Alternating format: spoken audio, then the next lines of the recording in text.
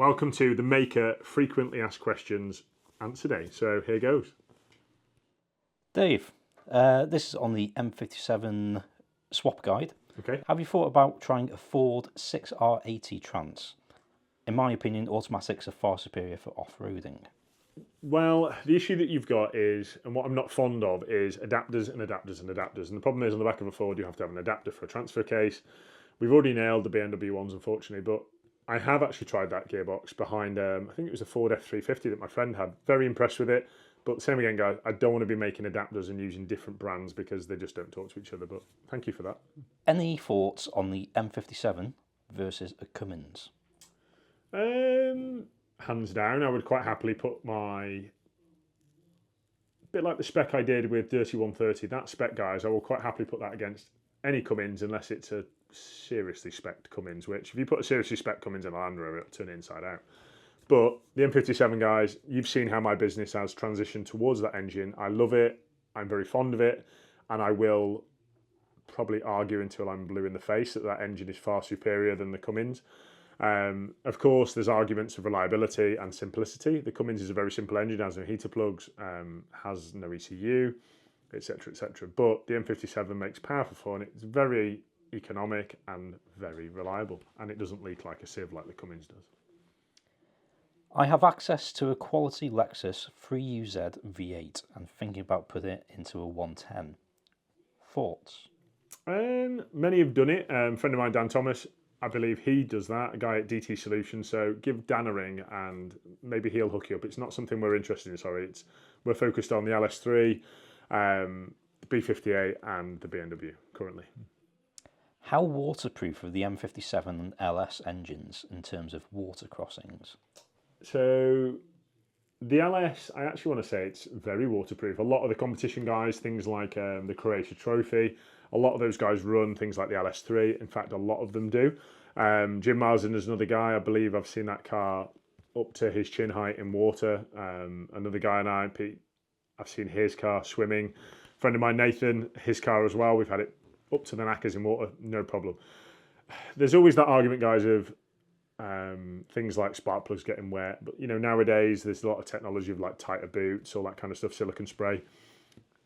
If you're the kind of person that buries a car in water regularly, unfortunately, I disagree with doing that because you're just destroying parts, guys, unless you've designed it to go wading. I've done lots of amphibious stuff when I was in the Marines and it just destroys cars. So my advice is keep out of water unless you really have to. But the M57, it was never designed to go past the sump when it comes to water. In a Land Rover, the sump obviously is about top of spring height. So I want to say you could wade probably a foot above your tyres and you'd be safe. But there's a lot to waterproof, guys, and a lot to convert. You just got to remember mud and silt and everything is going to get into like your dual mass. It's going to get into sensors, harnesses, and it's just going to cause haywire. So keep out of deep water, guys, unless you really have to. I'm going to try and reword this one. The turbo went on my TD5. I'm looking at a hybrid turbo or VNT. You know, the pros and cons have a stage 2 tune with power spec loft clutch and an upgraded intercooler. Right, so I'd recommend, if your turbo's gone pop, I always recommend with an upgrade, guys. So either send me the turbo, I can hybrid it for you, or you could go with an off-the-shelf from Gary at Alive.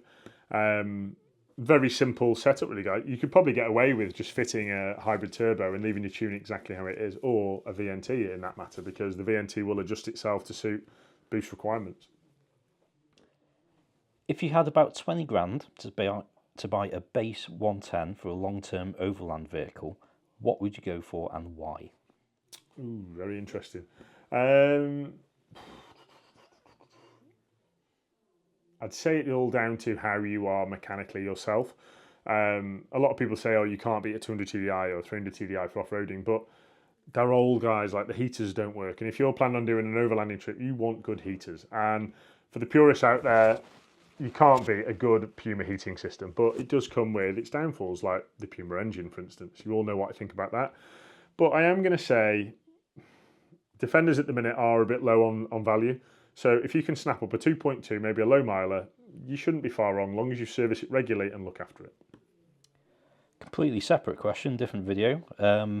Given the choice between the 110 crew cab and the 110 3-door hardtop, what would you choose and why? 3-door hardtop. Right, so it's all down to what you're going to be using the vehicle for. I can't answer that question. Don't know you personally. But what you got to think about, like did you say crew cab? Yeah. A crew cab, guys, your kit's going to get wet. You're going to have a canvas on the back. It's not the best. So I'd probably recommend the van. 3-door van. You can do a lot with them, guys. You can put seats in the back. You can put anything in the back, for that matter. The M57 seems to have a fitment issue in the left-hand drive defender. The alternator will not fit past the steering box, even with a P38 box mounted outboard. Is it acceptable to move the alternator to the AC compressor spot? We will be doing that, guys. As you can appreciate, guys, we don't have the left-hand problem over here. I do get a lot of emails from Australians, and I'm sorry for those of you that haven't responded to you, but I find it very infuriating when somebody they almost want me to write a script and be your 4x4 consultant for free, and I'm not that guy, guys. I've got so many customers out here that are paying me to do their job. So if I get, let's say, 2 or 3 orders if someone said to me, Dave, I'm prepared to pay for you to design and make a bracket to move the alternator, I will do it. I have just done it now to put a 24 volt alternator onto an existing M57. So if there's enough interest, guys, I would estimate you're looking probably about £1,500 in development, including mounts, etc. afterwards. So if that's something that you're interested in paying, I will make it happen. What power improvement would you expect to see from 300 TDI if you modified the injectors, turbo, manifold and exhaust? And would it be a good idea to have the fuel pump upgraded at the same time? Sounds like Steve wrote this. This is from Steve Pickering, 5866. So Steve, tough question, but if we did do this to your vehicle, I would recommend that VNT turbo that I recommended off the BMW. If we make a custom manifold for you, there is so many variables here, but if I didn't see a 40% gain in power, I wouldn't be happy. So there you go. What engine mounts do you use? I'm not telling you. If you want to know what mounts they are, guys, you have to buy them. So we make them in-house, we make our bracketry, etc. And I've told people in the past, guys, trying to help people out, and they just steal my ideas. So if you're interested in buying my mount kit, it's £550 for the engine, and we basically give you some bolting mounts that go inside the chassis rails to an existing MT82 gearbox. So if you want that kit, guys, $550, drop me an email, give me a call, and I'll make it happen. Okay, there's a few from Instagram. What's the cost of your engine transplants? I reckon we do an M57 and an LS3. Right, so an LS3 is £50,000 plus VAT. If you want to go down the routes of, upgrades, they are extra. That is the engine, the gearbox, the transfer case mounted, fitted in, cooling system plumbed in, lovely leather console with my nice billet bits. An M57, guys, my prices are starting at £28,000 plus VAT. That is a reconditioned engine, everything to connect it to the existing gearbox, all the mounts, everything, new cooling package, new wiring system, new dash controller. List goes on. Clutch kit, flywheel, dual mass, all those kind of things, guys. All brand spanking new, in there, fitted, drive it home. And that comes with 12 months warranty. It comes with a 10,000 mile full free checkup. First oil change is on me. Full inspection, any issues, 12 months warranty. Are you looking at making your new drive flanges in any other materials or finishes? Interesting. So I'm actually making a custom set of end caps, and I'm just going to show you that now. So we can finish the end cap in whatever choice you like. So this is one that's just come out of my latest set. These will fit virtually any wheel, and we have to do a custom set for the bowler wheel, as we found out they are concentric and they're really tight. So our friend's Landy Point in Germany, he's got the first set of bowler ones, guys, so stay tuned for his updates. But this here, we're making this in stainless steel, so it can be highly polished and finished. The cap is made out of aluminium. This is made out of a very high quality steel. And I keep getting lots of questions about what's it made from. If you're seriously interested in the set, guys, I will tell you what it's made from, but same again, I'm worried about protecting my product. Like, I had a guy from Japan, no offense from you guys from China and Japan, but the guy asked to buy one of these. Why would you only buy one of them? I'm not stupid. So there you have it. If you want a set, guys, we can do these whatever you want. I can do the cap in bronze. I can do it in anything for no extra cost. This is Cerakote, so this is a ceramic coating, and just look at it. It's beautiful.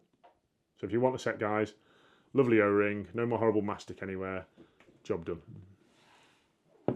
What do you do for yourself to switch off? Being a business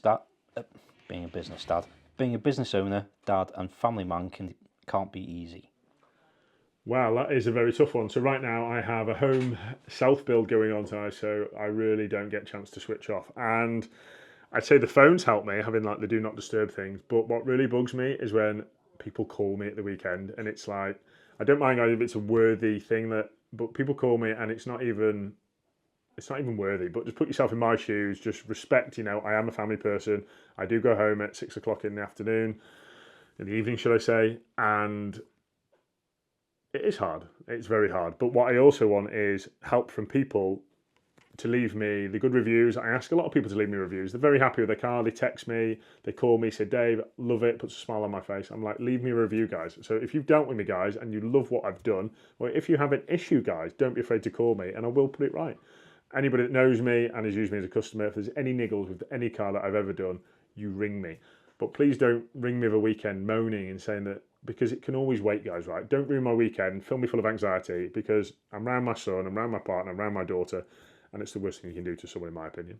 So, anyway, on that bombshell, guys, thanks again for watching, and I'll see you again next week.